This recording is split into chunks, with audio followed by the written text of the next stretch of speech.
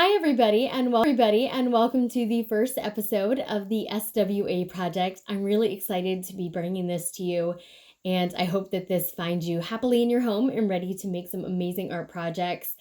So, I am a teacher. I am also an artist, and if I can combine the two things that I love in a way that's meaningful and that I can give back to the community, then this is just serendipity, and I'm really excited to be able to offer this for you. So for our first project, I'm really excited to share with you one of my favorite artists, Romare Bearden. He was a prolific artist during the Harlem Renaissance. He also traveled to the Caribbean. He was in Southern America, the southern states, as well as large cities like New York and Philadelphia. And he really had a very unique take on domestic life in America for African Americans. His work was huge. Guys, I really can't stress how he turned the art world on its head. No one had seen artwork like this before, and especially portraying such a diverse culture. So he was a collagist, so he made collages. That's what he's best known for, but he was incredible. He was a painter, an illustrator, a musician, set designer. He was an author. He designed costumes. He also dabbled in early graphic design. You name it, Romare was there for it, which is pretty incredible. You know, he truly depicted the Renaissance man. But like I said, he was best known for his collages. His collages are the ones that we really think of when we think about Romare Bearden, are mostly made during the 1950s and 1960s. And as we know, that was a time of really intense political turmoil in the United States. It was a civil rights movement.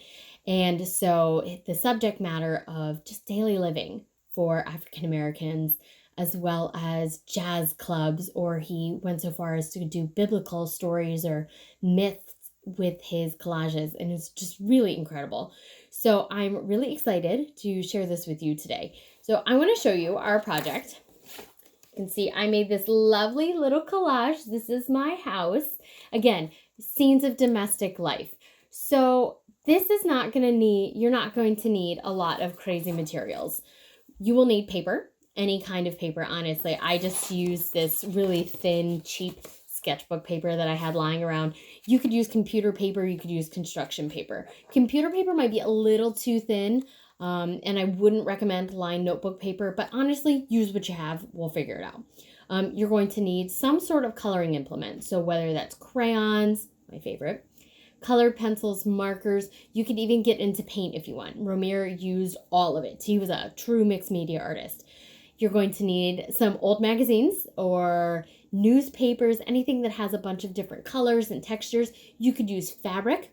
If you don't have old fabric on hands, you got an old t-shirt, we can chop a bunch of things up.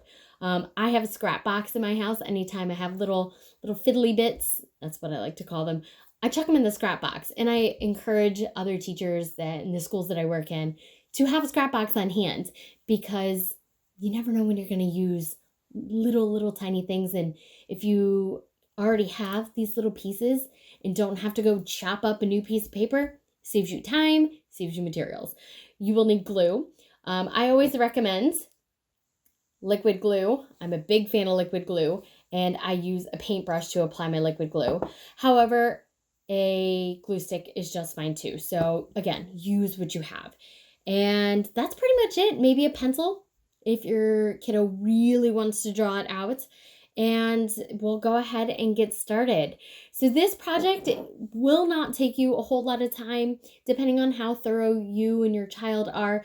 It could take about an hour. I can't imagine any more than that. If you use paint, obviously it's going to take a lot longer because you're going to have that dry time in between. That's why I really do recommend crayons or colored pencils. Markers will work, but if you use the Crayola washable markers and liquid glue, it's going to rehydrate the ink in the markers, and before you know it, you're going to have stained fingers. Down some newspaper. If you don't have newspaper, you have old Christmas wrapping paper, you can put that down. I honestly often use an old desk calendar. This is from 2019. It's still good. We'll paint on top of there to keep the work surface clean. If you don't have that, honestly, use whatever you have. If you are using liquid glue or a children's glue stick, they are washable, but if you put something down, it will prevent you from having to really scrub your table later. And as we go on throughout the lessons, if you have kind of a dedicated working surface that you can fold up and put away easily or just kind of discard, then that'll really save you a lot of man hours from having to clean up after your littles. So we are going to go ahead and get started. Again, I'm so excited that you are joining us today. Oh, don't know if I mentioned scissors. Sorry if I forgot. And if you are interested in further study or going into a little bit deeper with your kids about Romare Bearden, I'm going to add some links in the description to scholarly sources so that you can do a little bit more reading and maybe see some examples of his work. All right, guys, I'm so excited. Let's go. The reason I'm choosing a house, or maybe you want to choose a garden, is because Romare Bearden really focused on daily living. And because we're all kind of stuck in our houses right now, this is a really interesting opportunity to have your kids go through your home and really look at what your house looks like. Sure, you can draw a box with the triangle-shaped roof, but how often is that actually what your house looks like? You might have different angles. You might want to focus on the outside. Does your house even have shutters? Ask your kids these questions. So I know my house is absolutely a box with a triangle. So I'm going to go ahead and I'm just going to do a light outline. And your kids are probably going to want an eraser. They're going to want to make it look perfect. Just remind them this is a guideline for all of the different materials that you're going to put on. So I have a little break, and then I have a pretty steep roof. So that's a nice little guideline. I have some stairs right here, so maybe I want to add some lines. I also have a little porch on the front of my house. I'm going to do a couple outlines for the 3 windows across the front, as well as my door and the other 2 windows that make up this space. And that's basically the outline of my house. I have a little tree over here, so maybe I want to add just a little sketch for the tree. And then this space is mostly driveway, so it's going to be pretty blank. Okay? So now that you have your outline, you want your kids to focus on color and texture. What color is your house? If your house is green, make sure they're choosing green materials. A bunch of the colors that I'm going to need for the tree and the house and the grass already cut out. So you can see I don't really need a whole lot of magazine clipping. Just a little bit here or there. It's enough to go forward. Because Bearden was a mixed media artist, meaning he did a lot of collage work, adding these implements on to get the details in his work. But he also used things like paint, he used fabric, ink. For the sake of our lesson, I'm actually going to use crayons. I love crayons. I think crayons kind of get a bad rap for not being a very serious art material, but I have it on hand. It's easy, and there's going to be no dry time, so I can transition right into coloring this background to my scraps. So I'm just going to use some of these crayons here, and I'm going to focus solely on the background. So it's going to be my sky, anything that's kind of in the backyard or the side of my little house here. And then I will go back and use all of these cut out pieces of paper to actually do the focal point, which is the foreground. So that would be my house and my tree. While you're working on this and your kids are coloring in their background, take this time to talk a little bit about who Bearden was and why he was an important artist. You know, maybe you want to explain what life was like for people in the 1960s. I mean, the civil rights movement impacted so many people in so many different ways, and it was a really historic time in our nation. And, you know, I think it's important to kind of look at this time in our lives as also a historic time in our nation. We are going through kind of a global crisis, and what does that mean for the future, as well as, you know, how we are responding to it. Are we embracing humanity, or are we competing against humanity? So, you know, this is a good opportunity to have these conversations. You know, your kids are really deep. They have a lot more thoughts and feelings than we think of. You know, oftentimes I think children are kind of discounted in their feelings and what they believe. So, you know, guys, let's talk about this. How do we feel? Like, what's going on? So go ahead, finish up this coloring. And if anyone has ever taken an art class with me before, you know I'm an absolute stickler for tidy coloring. Drives me crazy when there's white spaces and gaps. So any of my students watching at home, I know you guys are probably giggling right now because you know Miss Shannon always says no white spaces. Fill it in. You know, do your best museum quality coloring that you've ever done. You know, make it count. So you can see kind of I'm bringing my sky all the way down to the horizon line.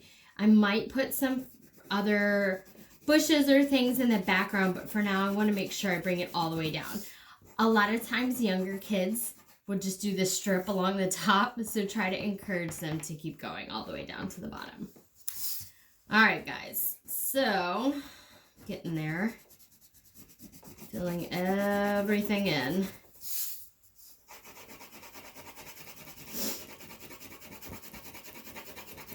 I just love crayons. They have such nostalgia, even the smell. I mean, I know that I deal with art materials every day, but man, there's nothing like opening a box of crayons. Brings me back, you guys.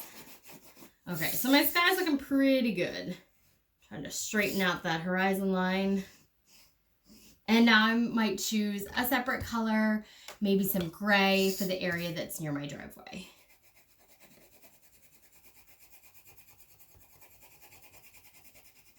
And maybe the stairs. And I have a little sidewalk that goes across the front of my house. So I think I'm going to bring that all the way down to the foreground just to make things a little easier. Again, try to fill in those white spaces. The sidewalk goes all the way across to the corner.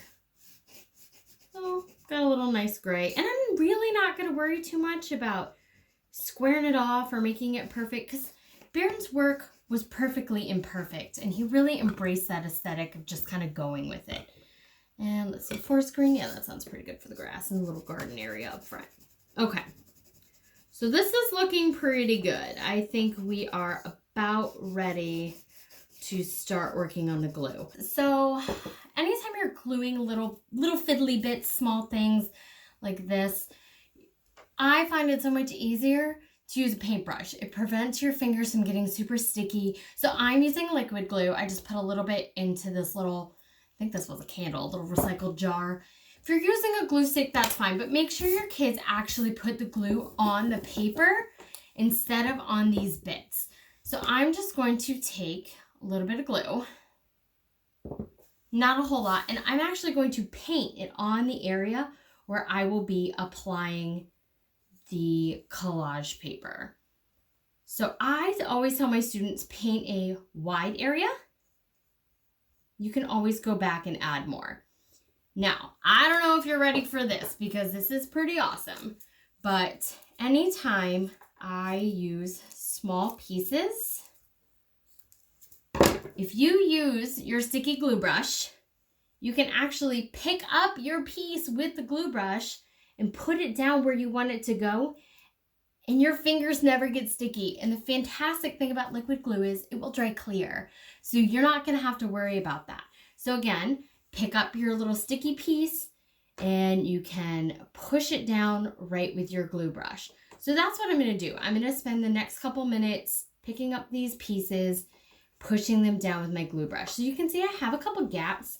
That's okay. I can go back and I can add more little bits in. Maybe I want to kind of change up the color so it's not all one thing. You can see I have this other sheet right here. This I think is a Canon, and it's got this really nice dark blue. So maybe I can cut it up and I can fill in those little bits with this. You don't have to use tiny pieces. You can use larger pieces. It's absolutely up to you and whatever works for you and your kiddos.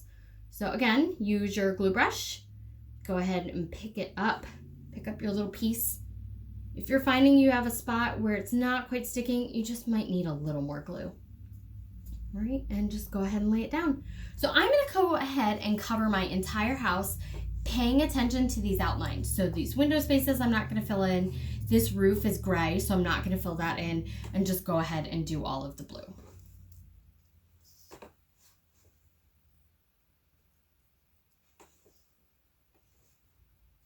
Okay guys, so at this point you can see that I've gotten most of the detail on my house. I have the little columns in the porch, I've done the roof, and everything's filled in. This is pretty wet, so I'm gonna leave the house sit for a little bit, and I'm gonna start working on the tree. Now this is a really fun technique that I use with my students. I try to challenge them to draw with scissors. What that means is, instead of drawing the design that I want on the paper I'm cutting out, I'm just gonna let the scissors do the work and just try to figure out what shape I end up with.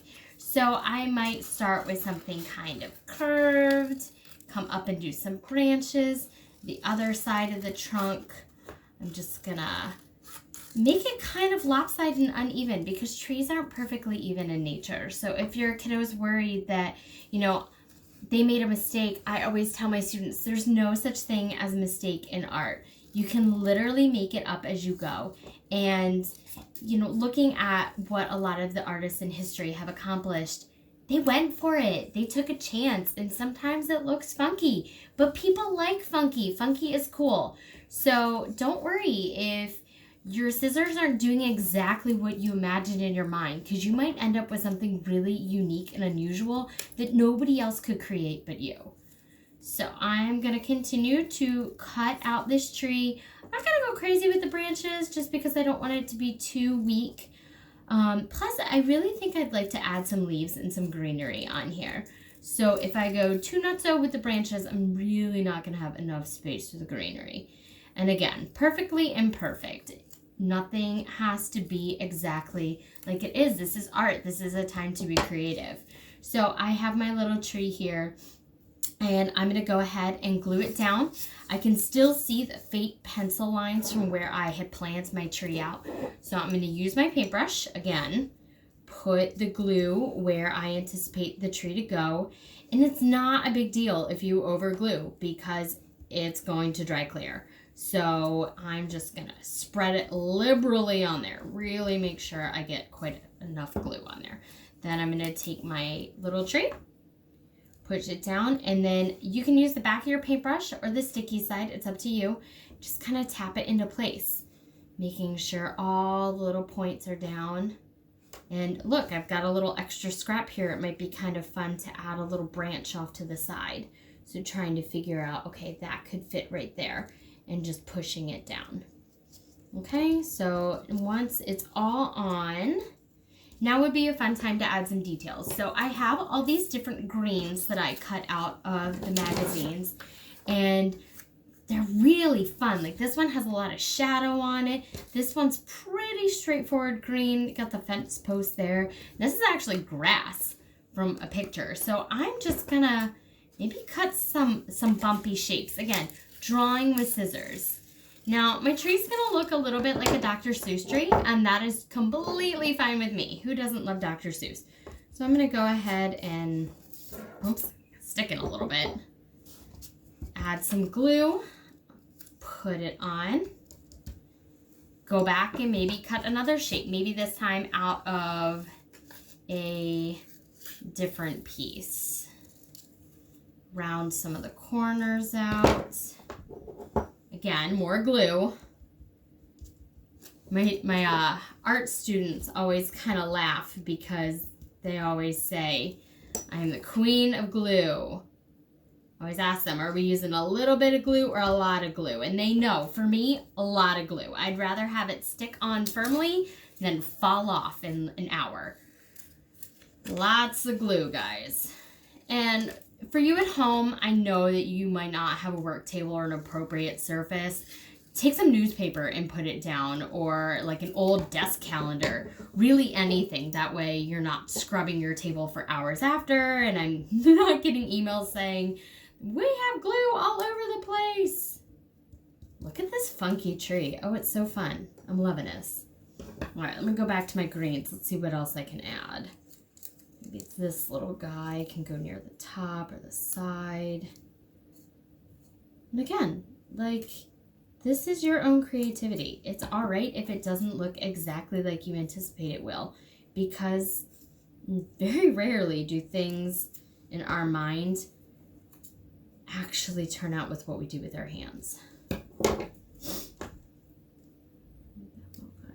There. All right, I think I might actually need a little more green, or I can actually tuck this underneath there. Yeah, that's probably a better fit. Turn it upside down. Yeah, so again, work with it. Figure out what shapes you need to fill in. All right, so this is looking pretty good.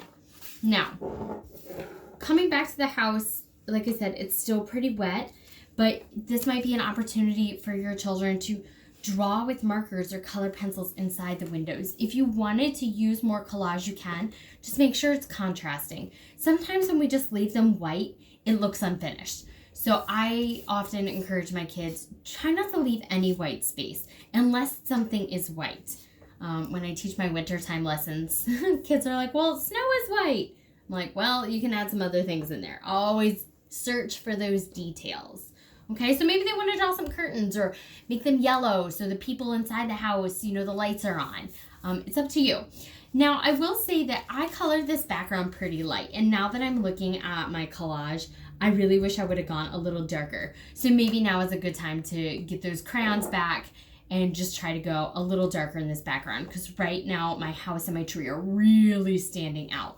Or I could take a little bit more of this green, and maybe I want to make some sprigs of grass sticking up.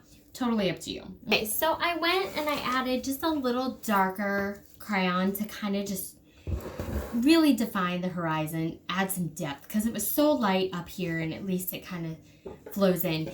And I'm finding that this is very weighted on this side of the paper, and this side just looks really unfinished. So it wasn't in my plan, but I'm gonna go back and I'm gonna add another tree on this side. So I have enough brown, but I'm definitely gonna have to go back and look for some more green. Okay, so I know I have a pine tree on this side of the yard, so that might be kind of a fun addition.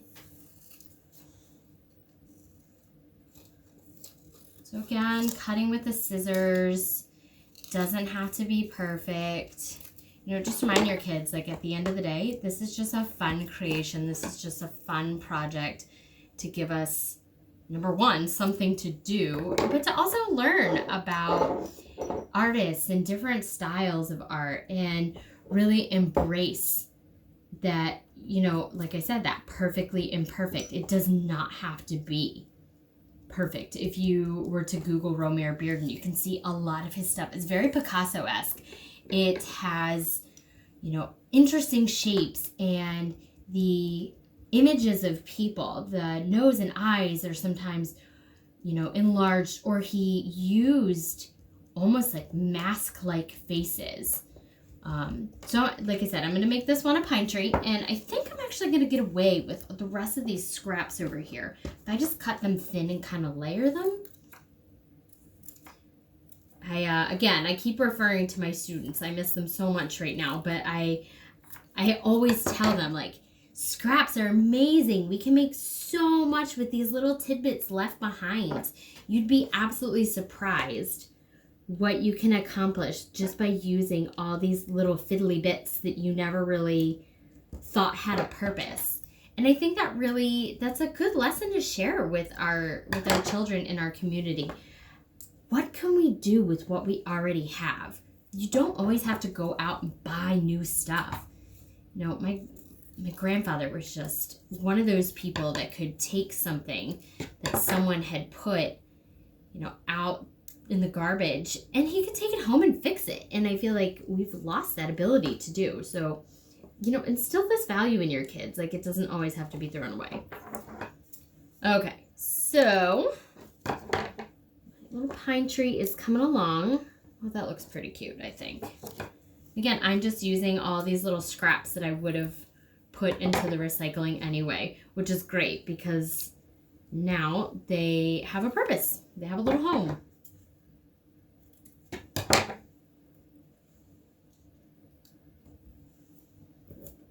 Maybe some of these lighter greens. So I'd love to see your artwork when you are finished with this lesson. You can send it to me in a message. You can email it to me. My email is shannonwalterart@gmail.com. You can go through the contact on my website. You can find me on Instagram or Facebook. I love art. I love working with children, and it's always so amazing to see what kids' minds come up with. They're so incredible, and they're so inventive. I love watching children come up with solutions to problems.